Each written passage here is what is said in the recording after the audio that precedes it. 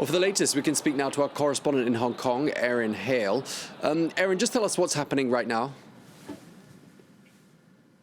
Yes, so I'm at the start of the protest in Victoria Park, where thousands of people are still arriving to begin their march. It began 2.5 hours ago, but people are still showing up. They're all wearing black T-shirts and shirts in solidarity.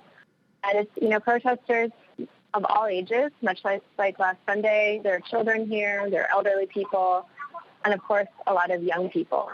And many of them are still upset about the extradition bill. They say they don't trust Carrie Lam, that she's suspended it. They say that they're worried she's still going to push through with it later when the political anger dies down.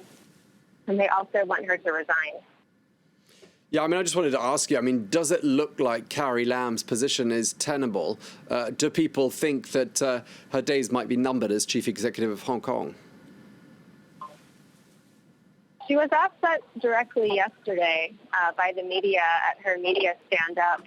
And she basically dodged the question. But, now we have maybe, hundreds of thousands of people on the street now calling for her resignation. It would be unprecedented if she stepped down, not due to a corruption scandal, but due to a political scandal.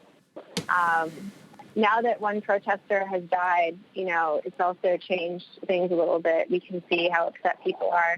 They're carrying flowers as well, as a memorial to this person who fell.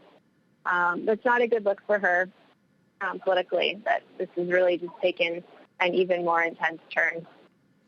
Yeah, this was a man who was erecting a banner, and he fell from the scaffolding and died. Just tell us a little bit more about the demographic of the people taking part in those protests today.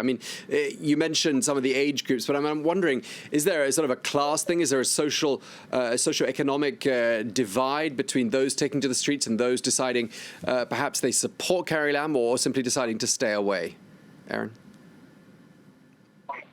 I would say that the demographic is pretty widespread economically. You see a lot of university students, of course. There are a lot of older people and workers, maybe who don't speak so much English from when I was trying to interview them.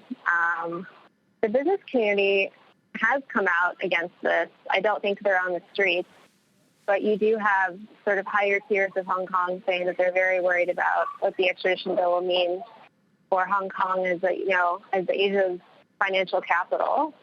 So they don't, maybe they'll move their offices to Singapore. So, anger at this bill is widespread. Whether or not you have the elites marching on the streets, I don't think so. But they've, voiced their concerns in other ways.